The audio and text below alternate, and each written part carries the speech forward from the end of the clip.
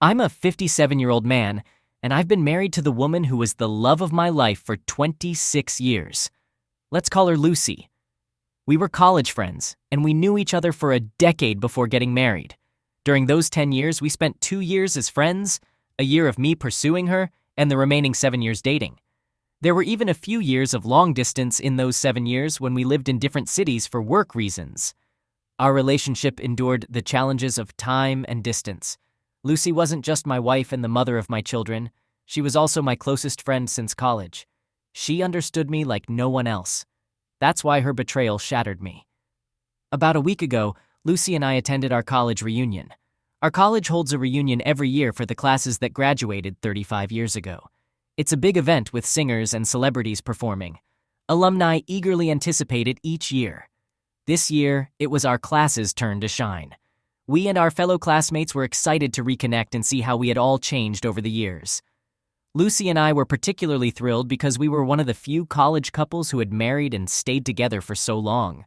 We walked into the event eager to show off our strong relationship. Little did I know that I was walking into a trap of my own making. We were having a wonderful time, reconnecting with some of our dearest friends after many years. It felt like the best moments of our lives until someone approached us. We'll call him Rick. Rick had always been an admirer of Lucy, and everyone in our class was aware of his deep affection for her. Lucy was one of the brightest students in our class, and like any other attractive woman, she had her share of admirers in college.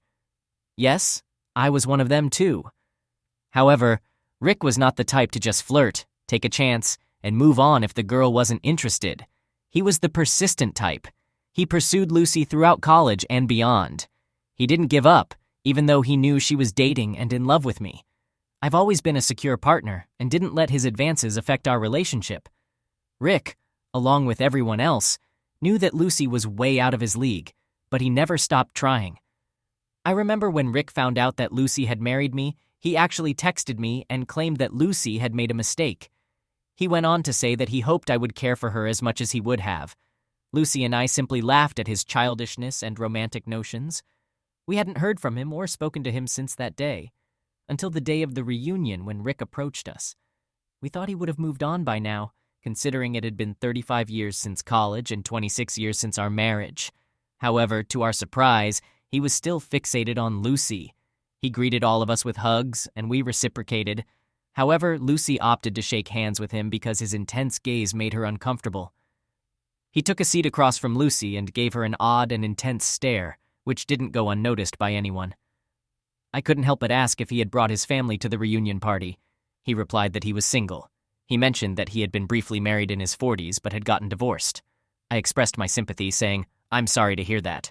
To which he responded dramatically, "Well, yes, you should be sorry. You stole my love," followed by a burst of hysterical laughter. If I were in my 30s, I might have considered physically confronting him, but as we're approaching our 60s, such things no longer hold much importance. Besides, Rick isn't the intimidating type. He's more of a sleazy, loudmouth guy you wouldn't pick for sports. Even though everyone heard his joke, no one responded, and you could feel others becoming uncomfortable, so we mostly brushed it off. However, Lucy became noticeably quiet. Nancy and I, Nancy is our close friend from college, took Lucy aside. We tried to lift her spirits, encouraging her to forget about the troublemaker and enjoy the rest of the evening. Knowing that Lucy tends to overthink things, we both attempted to ease her mind. Suddenly, Rick approached us out of the blue. I suspect he had been keeping an eye on us all along. To our surprise, he apologized, stating that he hadn't meant to upset her. Instead, he claimed he wanted to make her feel happy that despite the years of separation and the effects of aging on her appearance, she still had an admirer. I couldn't tolerate his cheesy words and told him to back off. He expressed genuine regret about causing discomfort. Lucy asked him to leave us alone, but he insisted that Lucy forgive him so we could enjoy the last gathering of our lives. Those words made me think it was time to put this behind us and move forward. That night was undoubtedly the final occasion for us to meet our old friends and classmates, so there was no point in dwelling on the past. Lucy hugged him and urged him to move on from her and let it go. We all hugged and headed to the dance floor to have fun at the party. Others joined us, and it turned into an enjoyable time. Later on, I noticed Nancy and Lucy talking to Rick, who was standing beside them. He was engaging in conversation and dancing in a comical manner, if that makes sense. I was relieved that this matter seemed to be resolved, and we could look back on it in a positive light. I kept an eye on them to ensure Lucy was okay. Rick was whispering something in her ear, and she smiled and nodded at him. I assumed it wasn't anything inappropriate, or else Lucy would have reacted differently. This gave me the green light to relax and enjoy myself with other friends and classmates. About an hour later, I noticed that Lucy and Nancy were nowhere to be seen. Initially, I didn't pay it much mind because we were all mingling separately. I too was catching up with other friends on my own. However, when they didn't reappear after some time, I began searching for them. I attempted to call them first, but they didn't answer. I realized the loud music might be drowning out the sound of their phones ringing. After roughly 30 minutes, Lucy returned, but something about her seemed off. There were no apparent changes in her appearance, but I had a distinct feeling that she was a different person. She became unusually quiet and kept urging me to leave. Nancy joined us shortly afterward, but Lucy and Nancy didn't exchange a single word throughout the night. I assumed they had argued about something because they avoided making eye contact. I repeatedly asked Lucy why she seemed irritated and wanted to leave early, but she remained silent. I wanted to stay until the end of the party, but Lucy insisted we leave early. Lucy remained silent throughout the entire journey back home, which lasted over an hour. I kept inquiring if she was okay, and she replied that she was just tired and needed rest. It left me feeling uneasy because she's usually the one brimming with energy, and seeing her upset without knowing the reason worried me. I asked if it had anything to do with Nancy, but she simply replied with a no, providing no further explanation. I assumed she was exhausted and left her alone. When we arrived home, while most of our friends were posting happy pictures of the evening and chatting on social media, expressing their joy at the reunion and lamenting the possibility that it might be the last, Lucy slipped into bed with her eyes closed. I suppose she wanted me to believe she was asleep. Why do I say that? It was almost 2 a.m. when I went to bed, utterly tired. I fell asleep as soon as I hit the mattress. I'm not sure how long I had been asleep when Lucy woke me up. She was in tears, resting her head on my chest. I held her close and asked if she was feeling emotional about reuniting with her old friends, but she didn't respond. She simply continued crying. I held her tightly to show my support, as that was the least I could do since she wasn't sharing what was troubling her. I allowed her to release her emotions, and when her tears finally stopped, she revealed something that left me stunned. She confessed that she had cheated on me with Rick. I was at a loss for words, unable to ask her anything further. I felt frozen in shock. Thoughts swirled in my mind about what might have transpired. The last time I saw Lucy, she was dancing with Rick and Nancy, along with others. Then, the three of them disappeared for about an hour. When Lucy returned, she wore a gloomy expression and insisted on leaving the party. She mentioned that Nancy was aware of the situation, but she was clearly furious with Lucy, which explained her upset demeanor. I was still unable to speak, so as she observed my stunned state, she began explaining everything on her own. She recounted how, while they were dancing, Rick kept apologizing to her for the embarrassment he had caused her, especially after she had rejected his advances numerous times. He showered her with praise, claiming that in all his travels around the world, he had never encountered a woman as extraordinary as her. Lucy explained that she began to believe his compliments and fell for his apparent sincerity. He asked her if she would go for a walk with him, initially declining, but he persisted, insisting it would be their last encounter, and she deserved to know his true feelings for her. She wanted to hear what he had to say, so she agreed to accompany him for a walk on the college lawn, seeking the peace and quiet. While on the lawn, Rick openly expressed his feelings, proclaiming his lifelong love for her and describing her as the most incredible woman on earth. She recounted various things he said, but the essence was the same. Lucy admitted that she was intoxicated and foolishly succumbed to his words. He began holding her hand while they walked, and in that moment, Lucy felt an immense burden of tension lifting from her shoulders, making her feel strangely comfortable. I won't delve into further explicit details of what she shared with me about what happened, but she told me everything, absolutely everything. She even mentioned that her guilty conscience kicked in when they were in the middle of the act, and she pushed him away. My mind was in a daze and my body felt numb. She nudged me, seeking some reaction, but I remained silent. I asked her to give me a moment. She continued crying and apologizing. Eventually, I told her to go to sleep, and we would discuss the matter in the morning. She held on to me tightly, expressing her fear of losing me. I simply closed my eyes and lay there, replaying the situation in my mind repeatedly. I was reflecting on the events until I distinctly recalled something that struck me as odd. Rick gave me a strange, unsettling grin after Lucy returned from their makeout session. Although I didn't pay much attention to it at the time, I suppose that was his triumphant smile, signifying that he had finally won her over. With that realization, I felt a surge of anger and disgust welling up inside me. I was too restless for self-pity, and the thought of sharing the bed with her became unbearable. I noticed that she had fallen into a deep slumber after hours of crying. I quietly slipped out of bed, gathered my laptop, wallet, and other essentials into a backpack, and left our home. I loved that woman. We had been married for 26 years, and I couldn't fathom a life without her. We had a family and children, but I couldn't stay. I knew her well, and if I had stayed until morning, she would have likely persuaded me against separation.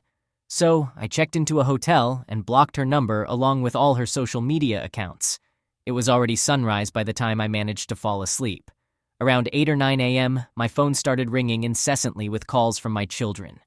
Lucy and I have 2 kids, a 24-year-old son and a 21-year-old daughter. Both of them are in college and live on the same campus. Now, after reading numerous stories, I realize I made a hasty decision to ghost Lucy that very night. I should have planned more carefully for my next steps to maintain control of the situation. I've come across stories where people pretended to act normal with their cheating partner while secretly plotting revenge and eventually exposing the affair. However, in my case, I couldn't have acted normally with Lucy after what she had done. She was not only my spouse, but also my closest friend, my better half in every sense. Even if I had attempted to deceive her, she would have seen through it immediately, and I couldn't bear to pretend in front of her. The idea of Lucy cheating on me was the last thing I ever expected, so I had never devised a plan for how to handle such a situation. So, when my children called me, I had no strategy for what to say. But I needed to speak to one of them before they went to the police to report me missing. I chose to call my son, who is typically more composed and mature than my daughter. I informed him that there was no gentle way to break the news other than to tell him that his mother had cheated on me the previous night with her former lover, or admirer, stalker, or whatever you want to call him. I explained that I needed some time to process everything. He was taken aback to hear that his own mother had committed such an act. Additionally, he knew that we had a strong, loving family, and we had always maintained a great relationship. Now she had shattered that image. My children, as well as our relatives and friends, had always admired our close-knit, resilient, and proud family unit. He couldn't fathom the idea that his mother could do such a thing, and kept insisting that there must be some misunderstanding. He repeatedly asked for the details and wanted everything explained in chronological order. However, I knew that going over all the details would shatter his spirit before he even had a chance to start his life. I expressed my wish that it were just a joke, but Mom had confessed her infidelity to me. He's 24 and has already experienced heartbreak, but I understand that this situation is taking a toll on him in a different way. I asked him to promise not to disclose this to anyone until I did.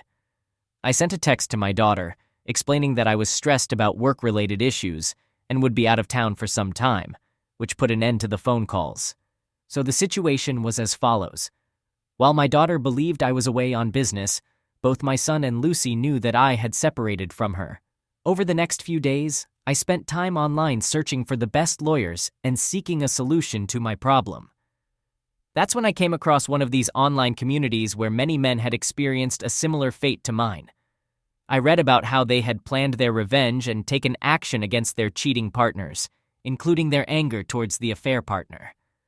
I understand their feelings. I truly do. But seeking revenge on Lucy is the last thing I would consider in life. I still love her deeply, and I would be lying if I said I could destroy her life in such a way. I don't want to, but I also cannot be with her again. Reconciliation is not an option for me. I'm unsure how I'll navigate this situation or if I'll ever recover from it. I have numerous responsibilities to handle. My work, my children, my assets, and more. I've scheduled an appointment with a lawyer for tomorrow, and I'll see what advice they have to offer. I'll provide an update as soon as I make progress. Hey everyone, thank you for all the support. While reading your comments, I realized that I missed sharing some important information. Both Lucy and I were management consultants, but in our late 40s, we both left our full-time jobs. Lucy pursued her long-standing passion for writing, and I became a business consultant for startups. As a self-employed individual, I don't have a fixed workplace.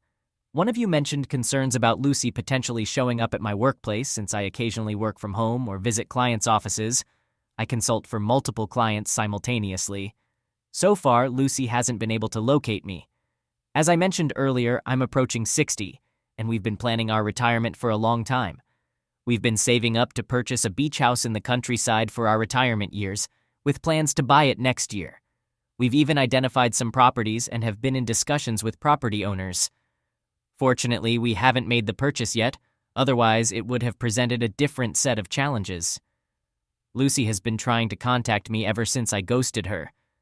I met with the lawyer the day after my initial post, and he advised me to inform the children about the separation, given that they are adults. We also discussed the division of property, and I've decided to split it evenly between Lucy and myself.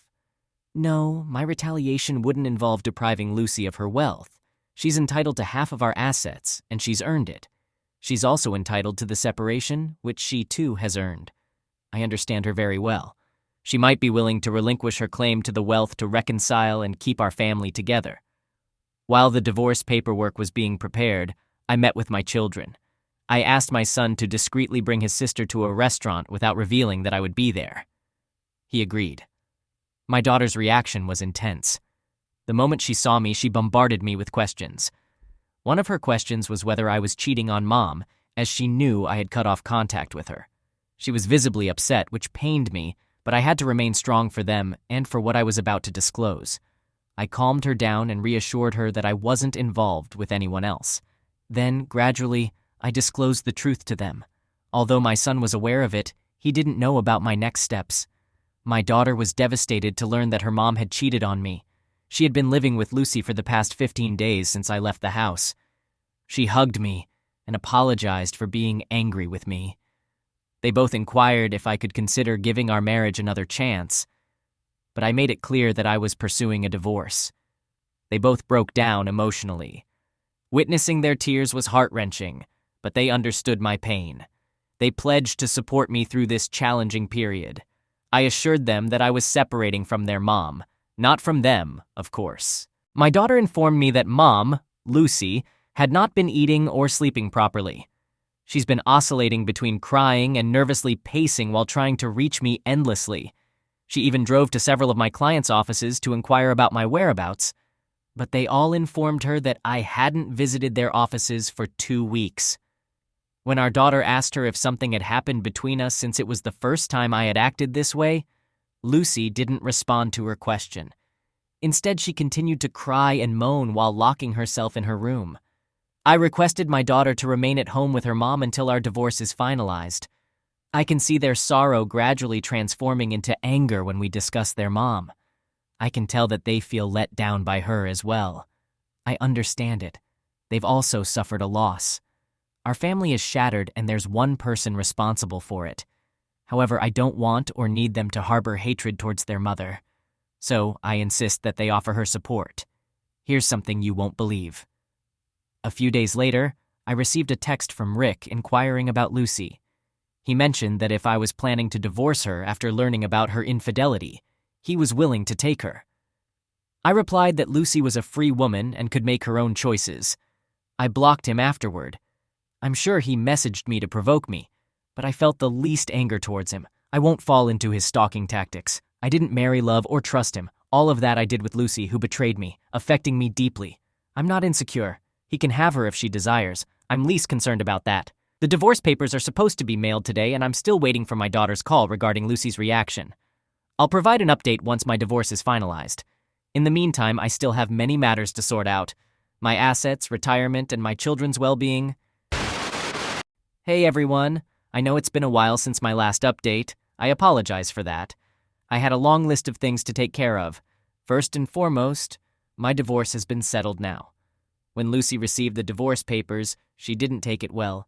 She became unhinged. Until then, she had been living in a bubble where she believed I was merely angry and would return to her once my anger subsided. That bubble burst when she received the papers. She insisted that my lawyer arrange a meeting with me, but my lawyer declined. He stated that she was getting half of all the assets, which was more than she deserved. She responded by saying she didn't want any assets, only me. I told you, I know her. She expressed her desire to meet me once before signing the divorce papers. She was confident in her abilities. She knew that if she had one FaceTime conversation with me, she could persuade me to reconsider the separation. She was right. If I had met her, I might have changed my mind. I still loved her and couldn't bear to see her deteriorate, but I couldn't set aside my self-respect. She took me for granted, tore apart our family, for what? I won't delve into that abyss. I just want to say I couldn't endure living like that. My daughter wanted to meet with me urgently. She informed me that her mom's condition had worsened to the point where she had to be hospitalized. Lucy had fallen into a deep depression and was refusing any medication or supplements for her well-being. She had been admitted to the hospital and placed on a liquid diet because she had stopped eating altogether. I understand that many of you might perceive me as heartless and self-centered at this juncture, questioning whether I ever truly loved Lucy due to my apparent indifference to her declining health. My response is simple. Have you ever experienced betrayal? If not, you cannot fathom the pain I'm going through. To say that I loved and cherished my wife would be an understatement. I practically idolized her. I was her staunchest supporter and fan, and we've been together for almost 3 decades. She's the mother of my children. Rick was partially right. Finding a woman like Lucy is exceptionally challenging. She possesses intelligence, talent, empathy, and all the qualities one desires in a partner. Therefore, I made sure to treat her accordingly. But what did she do in return? She struck me at my most vulnerable point. I never imagined in my wildest dreams that she would betray me, let alone with Rick. A few days after Lucy received the divorce papers, Nancy reached out to me. She asked about my well-being and inquired about Lucy. I informed her that we were going through a separation. She didn't appear surprised and mentioned that she knew the reason. Later, she called me. During our conversation, Nancy asked how I had discovered the affair. I explained that Lucy had confessed to it. She expressed her regrets and revealed that she had tried to warn Lucy about Rick. Nancy had advised her not to go out with him, but Lucy had ignored her counsel.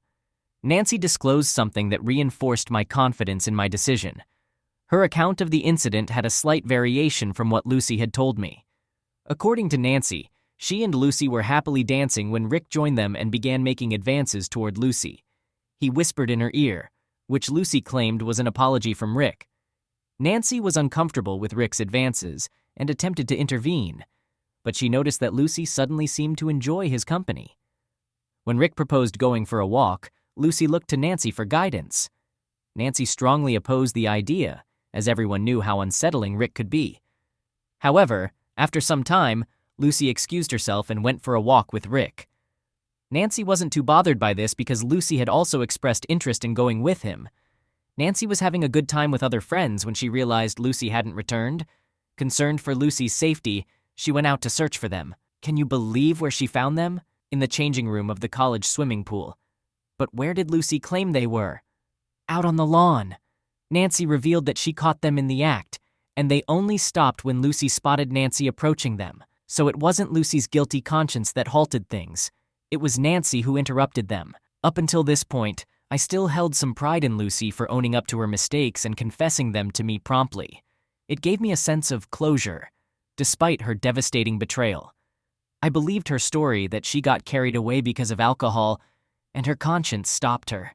However, it became clear that Lucy didn't cheat because she was drunk. She did it because she wanted to. The college swimming pool was at least a 15-minute walk from where we were, and the changing rooms were deep inside the facility. You don't just end up there accidentally. It was a deliberate choice on her part. After sharing her side of the story, Nancy asked if I could see myself giving Lucy another chance to rebuild our relationship since Lucy had confessed and been completely honest about her mistakes. The thing is, Nancy didn't know that Lucy's version of the confession was different, and I didn't clarify or respond to her question. Despite Lucy's miserable condition, she had lied to me, and that's when I lost all respect for her. Meanwhile, my children informed me that Lucy's condition was deteriorating, and she was on the brink of self-harm. Upon hearing this, I called Nancy and explained our previous conversation, where I had been told a different story by Lucy. I asked Nancy to visit Lucy and have an open conversation with her. Lucy had been keeping her secret locked up, causing her immense suffering. I also instructed Nancy to inform Lucy that I was now aware of the actual truth of that night, and I had no intention of forgiving her or taking her back. It was in Lucy's best interest to prioritize her health because I knew she was intentionally harming herself in hopes of reconciliation. After all, I know her, don't I? Nancy paid Lucy a visit and provided me with an update. While Lucy has not fully recovered from her weakness and depression, my daughter mentioned that she's doing considerably better. Additionally, Lucy has gone ahead and signed the divorce papers, which was a significant relief for me. My plan is to wrap up my pending work and embark on a solo journey. I've decided to abandon my previous idea of settling down in one place because that would drive me insane. I acknowledge that I haven't handled the situation as perfectly as some folks in this community who faced similar circumstances, but I've done the best I could. Let's wait and see what the future holds. I'll keep all of you updated. Hello everyone, I hope you're all doing well. It's been a year since my last update. I wish I could say time has flown by, but it hasn't felt that way for me. I spent a few months in a motel and later rented a condo for a few more months until my divorce was finalized. As for my work, as I had planned, I gradually transitioned to clients with whom I could work remotely 100%. Regarding the money that Lucy and I had saved for our retirement home, she received 50% of it, and I distributed the remaining 50%, which was my share, evenly between my 2 adult children. I don't have a need for it, and they are responsible enough to put that money to good use. As for Lucy, she is still undergoing therapy. Nancy maintains regular contact with Lucy and occasionally checks in on me. She shared something surprising about Lucy that I never expected. Keep in mind that this information comes from Nancy, who is still supportive of Lucy, so take it with a grain of salt, but she has no reason to deceive me. Here's the revelation. Brace yourself. Despite my repeated claims that I know Lucy well, even after her infidelity, hearing this made me question whether I ever truly knew her. I always considered Lucy a strong woman with a resilient mind, but it seems that loneliness took a toll on her. Lucy began chatting with Rick, and he reciprocated by expressing his love for her until he learned about our divorce. Strangely, as soon as he found out, he started acting strangely and essentially ghosted her. Lucy was heartbroken to discover that Rick stopped communicating with her after she informed him about the divorce. She reminded him of his claims of love and desire to be with her despite everything. It turned out that he was merely flirting with Lucy for a casual physical relationship, which he got. He stated that he couldn't commit to a marriage or any emotional relationship with Lucy because she's such a strong-willed woman. For those who know Lucy, it's nearly unbelievable that she pleaded with Rick for a relationship. She couldn't have stooped lower because everyone knew Rick to be unsavory. Rick revealed his true intentions by admitting that he was only interested in a physical relationship, while Lucy sought emotional support, not just physical intimacy. He mentioned having a live-in partner and being content with that arrangement. It appears that all of his love and admiration were insincere. When Lucy and Rick had a disagreement, he concluded it with a hurtful remark. He indirectly taunted Lucy by suggesting that he had succeeded in deceiving her. He claimed that he thought Lucy was intelligent, yet he managed to trick her, implying that he was the cleverer of the two. This caused her to sink deeper into depression, as she had lost everything by falling for his deceitful lies. The last update I received about Lucy was a couple of weeks ago. My daughter had been staying with Lucy since I moved out of the house.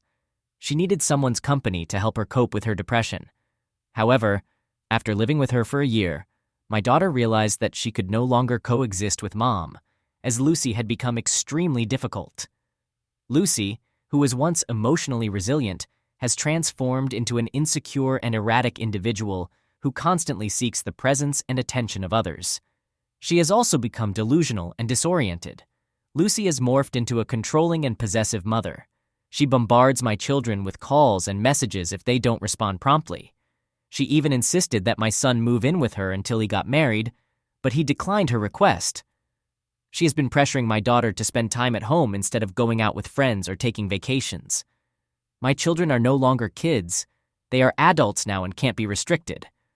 Whenever my daughter tried to address Lucy's intrusive behavior, Lucy would break down and express her fear of losing them, especially after losing me. My children reassured her that they had no intention of abandoning her and were doing their best to help her cope with her depression. However, they warned her that if she continued to be so controlling, they might have to reconsider. This led to heated arguments with the children, accusing them of not supporting her during her most challenging times. This behavior is unfamiliar to me, and my children are equally perplexed by it. Ultimately, they had to confront her, explaining that it was her actions that had disrupted our once happy and loving family. What was once a harmonious and safe family environment is now fractured and distorted. It was difficult for her to accept that her own children held her responsible for everything. My daughter moved out of the house 2 weeks ago. She informed me that she had tried her best to assist Lucy, but she couldn't put her life on hold to care for her. I believe my daughter's decision was reasonable. She needs to move forward with her life, and Lucy needs to regain control of her own life. While some might take satisfaction in seeing their cheating ex-wife in misery in their 20s or 30s, I couldn't find happiness in this situation. I felt genuinely sorry for her condition. Her poor choices have condemned her to a lifetime of suffering.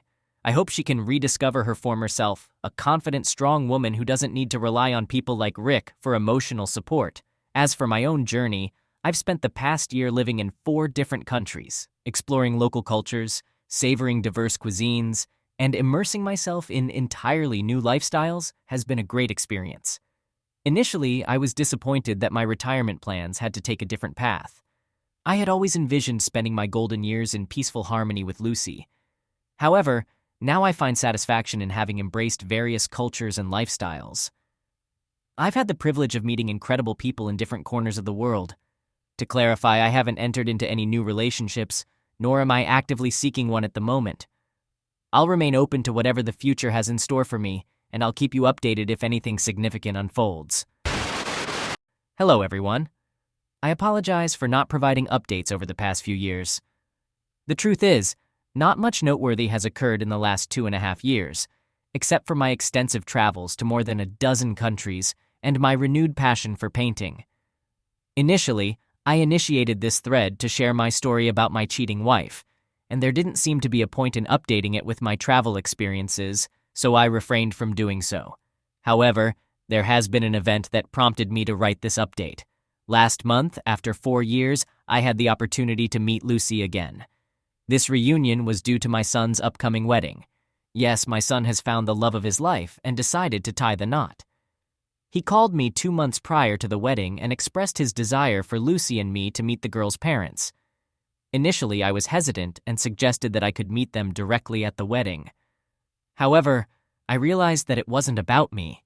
It was about fulfilling my responsibilities as a father. The girl's parents graciously hosted a dinner for us a week before the wedding. Although I hadn't confirmed my attendance, I decided to join at the last moment. It was somewhat challenging to see Lucy in this context, as I would have preferred to have one of us attend. Nevertheless, I understood that I needed to be there for my son. Upon my arrival, Lucy seemed surprised. She appeared different, and her eyes conveyed that she had undergone some changes. She greeted me with a polite smile, but I could sense that she was feeling tense. Throughout the years, she had always maintained her long, thick hair, even as we grew older, but it seemed she had aged more than expected during those 4 years. Interestingly, they seated us next to each other at the table, making me suspect that our son hadn't informed them that this would be our first encounter in years. It's worth noting that this situation posed no issue. In front of others, she remained silent. But as soon as we had a chance to talk privately, she commented that I appeared healthier and happier. I acknowledged it, attributing it to cutting off all the toxicity from my life. This caught her off guard momentarily, and she glanced around to ensure no one overheard us. She inquired if I was in a relationship, but I evaded the question, stating that my relationship status shouldn't concern her. During our conversation, I barely made eye contact with her, focusing my attention on everyone else primarily. After the dinner, when it was time to leave, I bid everyone good night with hugs, but I simply nodded my farewell to Lucy, telling her to take care. I suppose she didn't anticipate that, as she also stood up when I was saying my goodbyes to everyone. It happened quickly, so I don't think it was too awkward for the others. Surprisingly, my interaction with Lucy was quite uneventful. She seemed either intimidated by me or too anxious to engage in more open conversation. Whether she was overthinking or not, I didn't dwell on it much. After leaving the gathering and stepping outside, my son accompanied me and offered for me to spend the next few days with him, but I declined, assuring him I would call. I then drove to my hotel. By the way, I don't have a permanent residence. I'm mostly out of town, and when I'm in town, I stay in a motel. Transitioning into a nomadic lifestyle after being a family man for 26 years was challenging, but I've grown accustomed to this adventurous life, and I'm thoroughly enjoying it. Aside from my family situation, I have another update. I now have a companion. Yes, during my visit to Tokyo 2 years ago, I met Ashleen, who is 52 years old. She had recently come out of an abusive relationship and was savoring her first solo trip. We connected while hiking up a mountain. We became friends because neither of us was seeking a romantic relationship at the time. After our time in Tokyo, I was about to head to South Korea, while she was heading to Thailand. We stayed in touch for the next 6 months and eventually decided to plan our trips together. For the past year and a half, we have been traveling together to over 8 countries. We became travel companions and didn't rush into anything physical or emotional during the initial 2 months of our travels. We both took our time getting to know each other better, and we were clear from the start that we didn't want to get married. For now, we want to relish the experience of traveling and exploring different places. My children were aware of Ashleen, but they chose not to disclose this to Lucy, fearing it might trigger her depression again. After arriving at the hotel, I called my son to explain why I declined his invitation to stay with him. I informed him that Ashleen had accompanied me to town, and I couldn't leave her alone. I expressed my desire for Ashleen to attend the wedding. He was excited, but also apprehensive about Lucy's reaction. I emphasized that Ashleen should be at the wedding because she's my partner and should meet my family. My son added his sister, my daughter, to the call to get a second opinion, but mostly to discuss it among the 3 of us. She agreed with me that Ashleen should meet the family. The wedding was a week away, so I used that time to give Ashleen a city tour since it was her first visit to Kentucky. Now, on the day of the wedding, as soon as we arrived, I noticed Lucy already staring at me. She was visibly upset when she saw me holding hands with Ashleen at the wedding venue. I had already warned Ashleen about the possibility of Lucy's unpleasant behavior, but she assured me she could handle the situation. This was the first time I witnessed how controlling Lucy had become since our separation. She rushed toward us and grabbed my wrist, attempting to pull me aside. I firmly told her that I didn't want a private conversation with her. She questioned if Ashleen was my girlfriend or if I planned to marry her. I replied that it shouldn't concern her and asked her to leave us alone because the guests were arriving and some were noticing Lucy's tears and anger. She insisted that she didn't care about anyone else and needed to resolve this matter one way or another. My daughter intervened and tried to calm her mom down, but Lucy refused to go with her. We pointed out that she was disrupting the wedding. She responded loudly that she didn't care.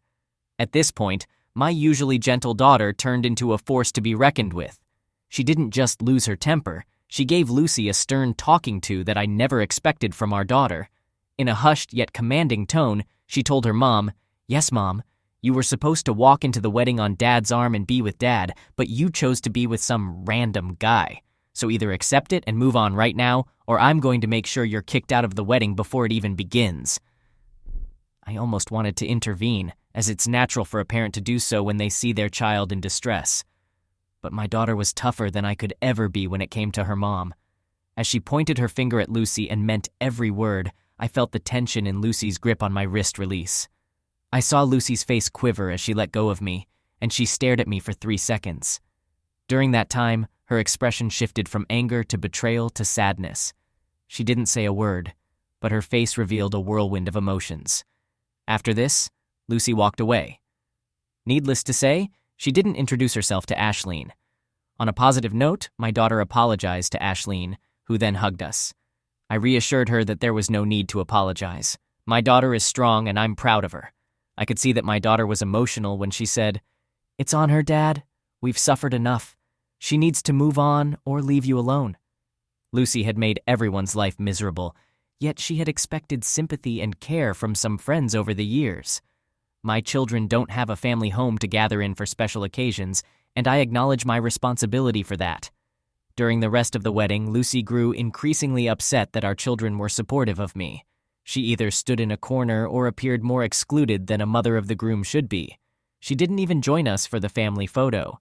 Nancy called me a few days ago and mentioned that Lucy had taken this as a blow to her ego, seeing me move on in life so quickly while she remained single. I told Nancy that my children and I are done with Lucy's drama and she's on her own. She can do as she pleases. I just want to enjoy the remaining years of my life in peace. I'm considering staying closer to my kids and providing them with a family home to gather peacefully, even though they're grown up. This wedding made me realize that a new stage of life is approaching, and I might become a grandparent. However, I won't be sharing that with Lucy, and I'm perfectly fine with that. We'll see if Ashleen is willing when the time comes. I want to express my gratitude for the advice and the genuine experiences shared by some of you. I wish you all to remain loyal and true to your spouses. If not for yourselves or your partners, do it for your children. Life is good, and there's always more to enjoy. Take care.